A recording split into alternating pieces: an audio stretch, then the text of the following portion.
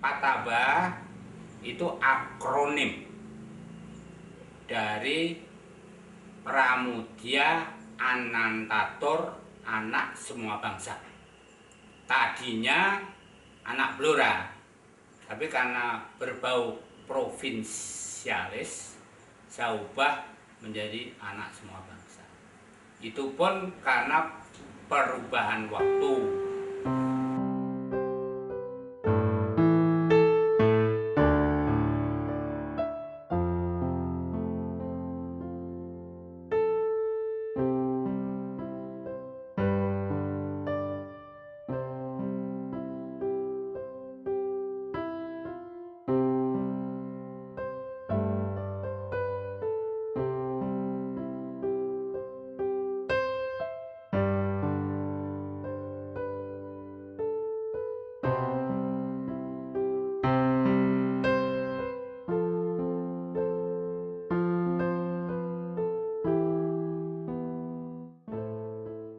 Memasuki lokasi Pataba ibarat memasuki lorong masa lalu, tepatnya di masa 1945. Disitulah bersemayam ilmu dunia yang dapat kita baca dan kita lihat. Bacalah, bukan bakarlah. Itulah kata Pram. Dr. Susilo-Tur, PhD, MSc, adalah adik ke-6 Pramudia Anantatur, seorang pengarang ternama Angkatan 45. Yang berasal dari Blora. Sustur lahir di Blora 17 Februari 1937. Jadi Pak Pram itu anak pertama dari keluarga Mastur dan Siti Saidah. Mastur itu anak penghulu Kediri dan Siti Saidah anak penghulu Demak. Anak keluarga Mastur itu ada 9, meninggal 1 yang terakhir namanya Susanti bersama ibu karena sakit TBC. Jadi Pram itu ketika ibu kawin itu baru umur 14-15, jadi ketika Pram lahir itu masih belum sempurna, jadi lemah fisiknya. Jadi Pram itu anak tertua, seluruhnya ada 9, meninggal 1 jadi 8. Yang kedua adalah Prawito, yang ketiga Pun Maryatun, keempat Umi Safaatun, kelima Usaisah, keenam Kusalah, ketujuh Susilo, dan kedelapan Susetyo. Ini di samping Pataba untuk mengenal nama Pram karena dia seorang penulis, maka perpustakaan itu pun sebenarnya untuk menggali potensi masyarakat supaya gemar membaca, menulis, dan membangun.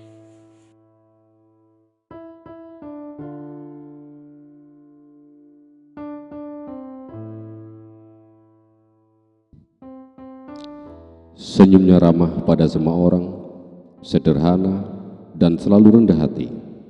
Gaya bicaranya penuh misteri.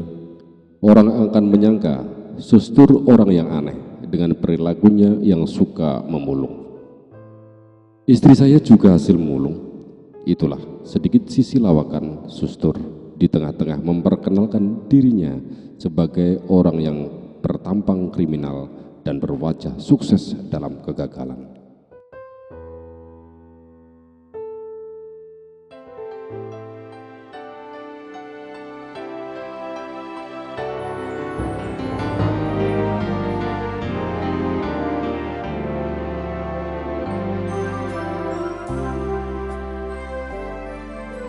Istri Sustur yang berpenampilan sederhana, murah senyum, dan berwajah manis.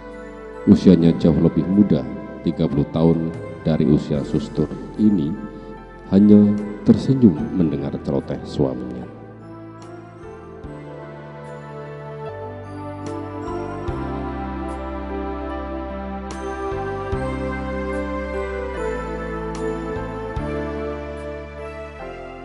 Lelaki lulusan Universitas Lumumba, Moskow, Rusia, yang pernah menjabat Rektor Universitas Bakti Pertiwi, Bekasi pada tahun 1988 ini adalah pendiri dan pengelola Pataba atau Perpustakaan Pramudia Anak Semua Bangsa.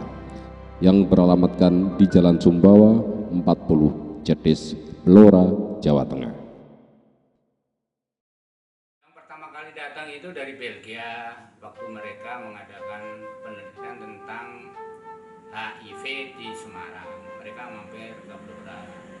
Kemudian datang mahasiswa dari Australia yang kuliah di Yogyakarta. Nah, sesudah itu banyak datang dari mana-mana, antara dari 4 benua kecuali Afrika sekarang itu yang pernah datang ke Blora. Ada dari Korea, ada dari Jepang, ada dari Malaysia, Thailand, Burma, itu dari Asia. Kalau dari Eropa ya ada Swedia, ada Jerman, Italia, Perancis, dari Australia, terus dari Amerika. Jadi sudah datang dari 4 benua. Saya harapkan benua kelima nanti dari Afrika pun akan datang mampir ke Pataba. Banyak sekali aktivitas sustur dalam Pataba, terutama untuk mengenang Pram, diantaranya adalah kegiatan peringatan hari wafatnya Pram dengan mengadakan acara Serawung Srono Seni, bedah buku, lomba menulis cerita, lomba menggambar, membaca puisi, menjalin kerjasama dengan sekolah, dengan para seniman, baik dari dalam maupun luar negeri. Pertama kali saya mau mengadakan kegiatan di Pataba itu setahun sesudah Pram meninggal. Tapi ketika saya mau mengadakan kegiatan, saya jatuh sakit sehingga saya tunda. Akhirnya kita mengadakan acara lain seperti menyusur Kali Lusi. Itu berdasarkan bukunya Pram, Cerita dari Blora. Kemudian mengadakan acara yang lain, bedah buku Wong Jawa Kono, bedah buku Panggil Aku Kartini Saja. Terus kemarin dulu belum lama bedah buku karangan orang Blora, Sutarmin, yang berjudul Wedasa Nyata Sekitar Islam. Nah, yang paling besar yang pernah kami adakan adalah 1000 hari meninggalnya Pram. Itu kita lakukan selama 1 minggu dan didukung oleh kurang lebih 50 komunitas dari Blora dan sekitarnya, dari Jakarta, Yogyakarta, Solo, Semarang, dan sebagainya. Sustur adalah seorang sustur yang tak jauh beda dengan Pramtur, yang banyak berkarya khususnya dalam bentuk tulisan. Melalui tulisan, beliau berjuang untuk negeri ini. Bagaimana menjadi pemuda Indonesia yang berarti buat negara ini.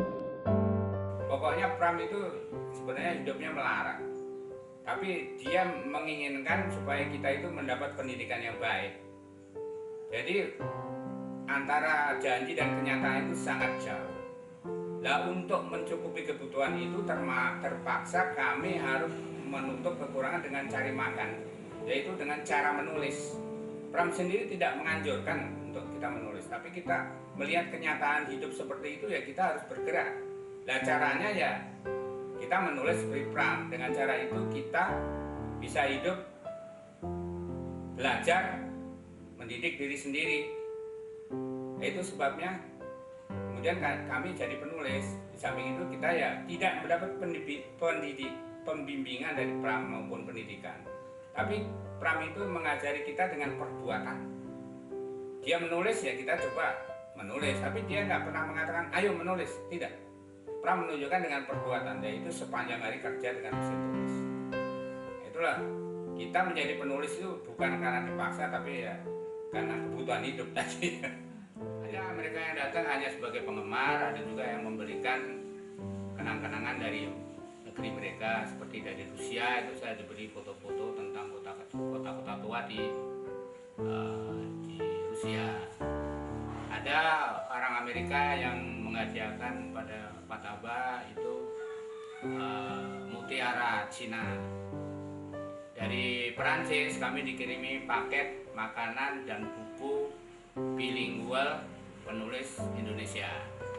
Jadi pokoknya mereka itu mempunyai cara sendiri untuk memberi kenang-kenangan pada Pataba. Di samping itu juga kadang-kadang ada yang memberi uang untuk pembiayaan hidup Pataba, karena Pataba adalah perpustakaan nirlaba. Saya ingin kemukakan tentang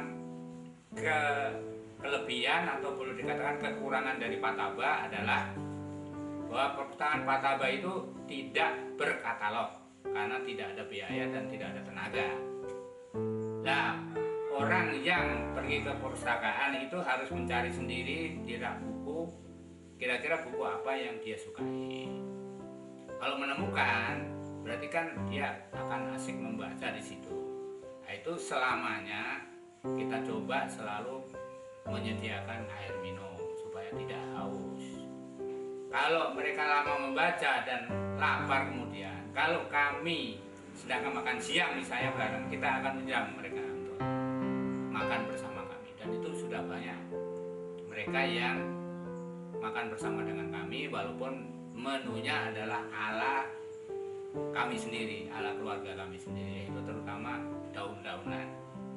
Nggak ada itu yang namanya daging-dagingan.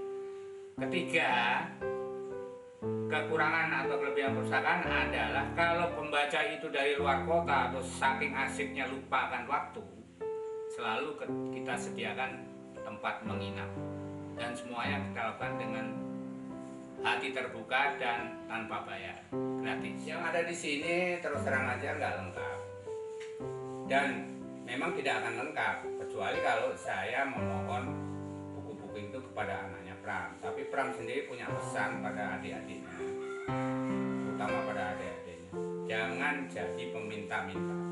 Dan saya nggak pernah minta apapun dari Pram, tapi kalau diberi itu lain lagi. Nah, di perpustakaan sini ada beberapa buku Pram, ya mungkin sampai 30 judul ada, tapi kebanyakan itu ya bukan cetakan yang pertama, mungkin cetakan yang kedua, mungkin juga fotokopi dan sebagainya.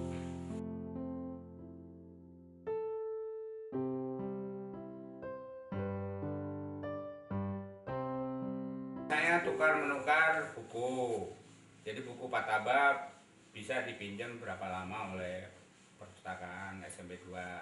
Juga lukisan-lukisan yang kira-kira bermanfaat buat anak-anak sekolah di sana, bisa tokoh-tokoh penting dunia maupun nasional, itu bisa diketahui atau dipelajari oleh anak-anak itu.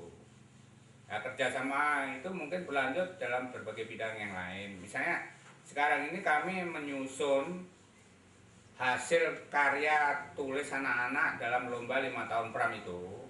Kami mau kerjasama bagaimana caranya menerbitkan buku itu secara seri gitu, karena jumlah karangan yang masuk waktu itu hampir 100 buah, hampir 100. Nah, itu kita akan pilih dari berbagai sekolah itu untuk kita terbitkan. Yaitu kami akan berusaha apakah SMP 2 mau bersama untuk ikut membiayai penerbitan itu atau enggak. Tapi yang kita usahakan adalah buku-buku itu kita cetak sedemikian rupa sehingga harganya terjangkau oleh masyarakat banyak, yaitu maksimum 5.000 per buku. Di situ ada karangan anak dari SMP 2 yaitu Rembayak dan apalagi gitu. Saya nggak ingat semua. Itu saya anggap sebagai bibit-bibit yang akan menggantikan Pram sebagai penulis blora yang ternama. Sebab anggapan dari Profesor Theo, seorang sastrawan peneliti sastra Indonesia, kritikus lah, mengatakan bahwa Pram itu adalah pengarang yang tidak mungkin bisa disamai dalam tempo 1 abad. Saya akan bantah teori itu dengan mengadakan lomba sering-sering begini. Saya yakin sebelum 1 abad pasti akan lahir pengarang blora yang bisa mengalahkan Pram. Nah, Pataba itu selalu welcome pada siapa saja, baik siang maupun malam, mau kapan saja. Nah, saya harap mereka itu datang bukan cuma untuk nengok-nengok lukisan atau melihat buku-buku yang nggak teratur di rak, tapi mencintai buku-buku itu, mencari manfaat dari buku-buku itu.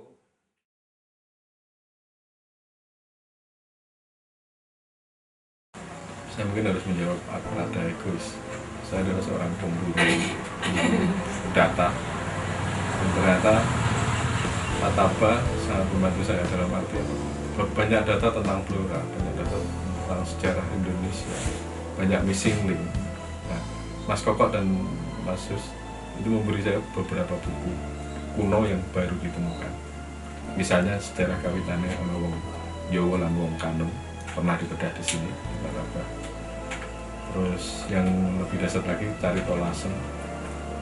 Hal yang kita nggak, terus yang paling menyenangkan saya adalah buku sejarah kawitannya itu, karena di sejarah kawitannya itu hakikat dari ajaran Samin, bahwa ajaran Samin itu kuno, itu ada di situ. Tapi yang lebih berkesan bagi saya waktu saya ketemu beliau, saya pengen udah jadi adiknya gitu aja, tanpa kita bicara, tanpa apa.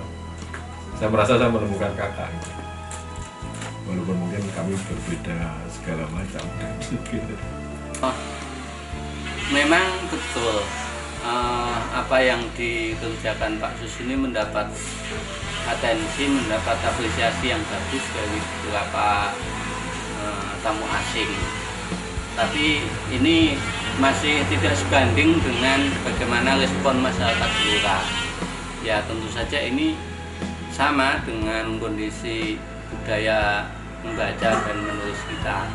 Di Blora memang tidak sedikit anak-anak muda yang sering keluar masuk di perpustakaannya Pak Susilo, tetapi ya kira-kira ya itu aja kalau dibanding dengan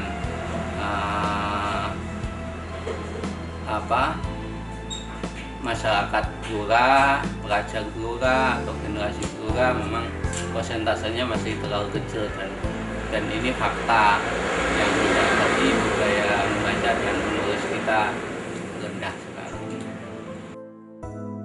Saya harap supaya anak-anak itu senang membaca dan menulis seperti konsep kami, yaitu seperti juga pesan dari seorang tokoh Yunani kuno yang bernama Socrates.